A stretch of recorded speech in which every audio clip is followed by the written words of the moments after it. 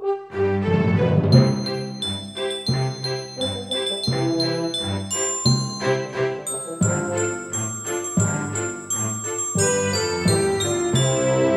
a fee-fi-fo and a hey and a ho and a fiddle and a diddle and a rhyme, the tale you're gonna hear happened such a long time ago. Once upon a time, once upon a time. This is the story of the hare and the tortoise.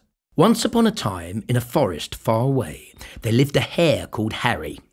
He was a very boastful hare and very proud that he could outrun all of his fellow woodland creatures. I'm the fastest creature in the forest by far. Yeah, no one can outrun me. How do you know you're the fastest? Asked Wurzel the weasel. Here, one day he's going to come unstuck with your boasting, so you are. He's right, said Cheryl the chipmunk. One day, all that sure enough's going to backfire on you. But I'll have to admit you're a very fast runner indeed.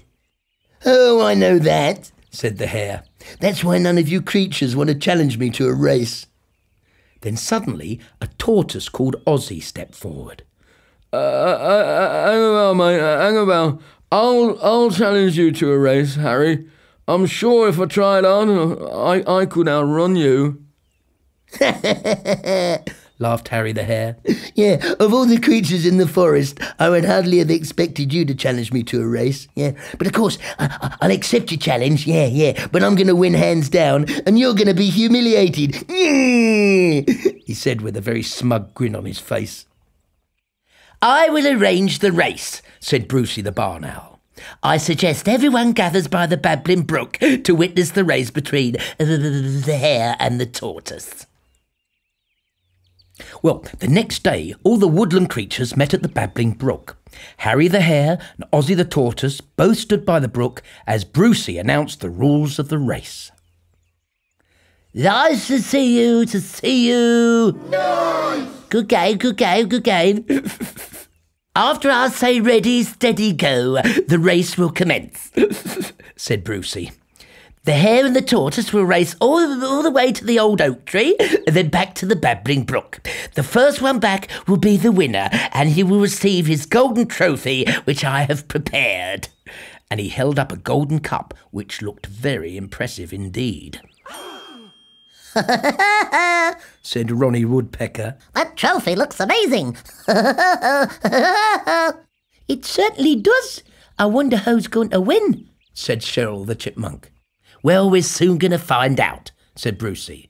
Then he uttered the words, ready, steady, go! Within about 30 seconds, the enthusiastic hare was out of sight. Ozzy the tortoise, on the other hand, was incredibly slow to get going.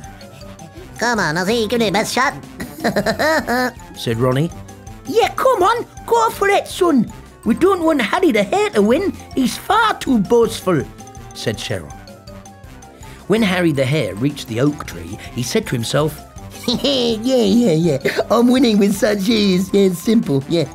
I'm going to give that stupid tortoise a chance. In fact, I'm going to have a little nap. Yeah. As Harry the hare took his 40 winks, he dreamt of winning the magnificent prize. He could almost hear the crowd cheering as Brucey presented him with the golden cup, which he was holding up to his cheering fans. Yeah. Thanks, fans, said the hare in his dream. Yeah. I told you I was the fastest of them all. Yeah. Meanwhile, as Harry the hare continued to dream of his newfound fame spreading across the globe, Ozzy trundled along to the old oak tree. Then he steadily headed back to the babbling brook. Remarkably, the modest tortoise reached the finishing destination before Harry the hare had finished his dream. The crowd whooped and cheered with delight.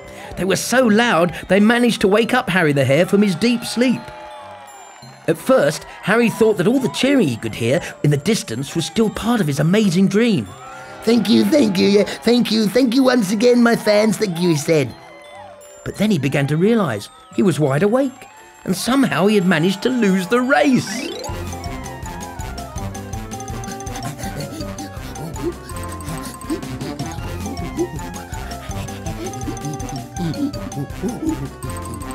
Harry the Hare ran back to the babbling brook just in time to witness Ozzy the Tortoise being presented with the golden cup.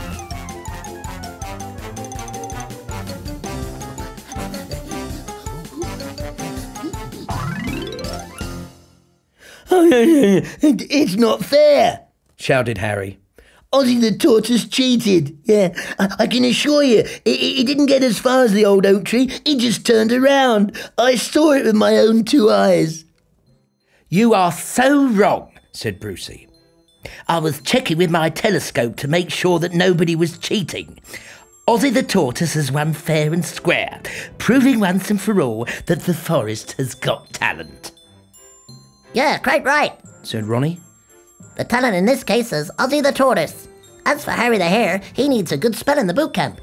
I couldn't agree more. There's nothing worse than a cheat and a liar, said Cheryl the Chipmunk. I'm no cheat. This is a fix.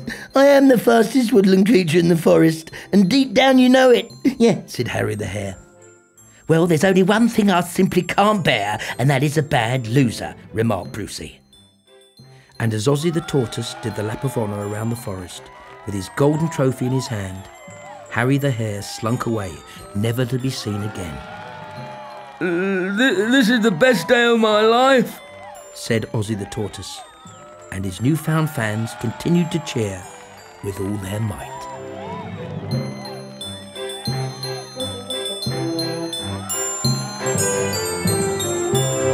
Hello, Brucey the Barn Owl here with my final thought.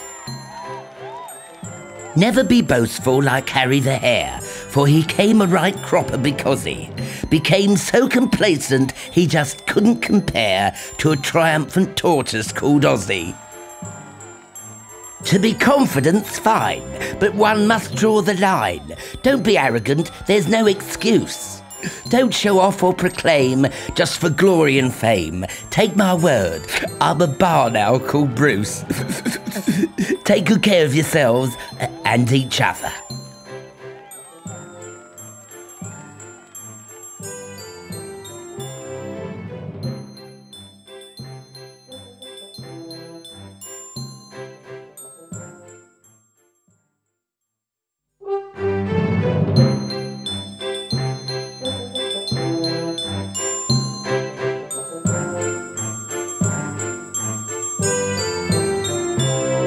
With a fee-fi-fo and a hey and a ho and a fiddle and a diddle and a rhyme, the tale you're gonna hear happened such a long time ago. Once upon a time, once upon a time.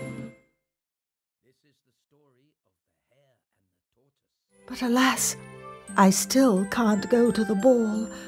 I have no one to drive the carriage to the palace.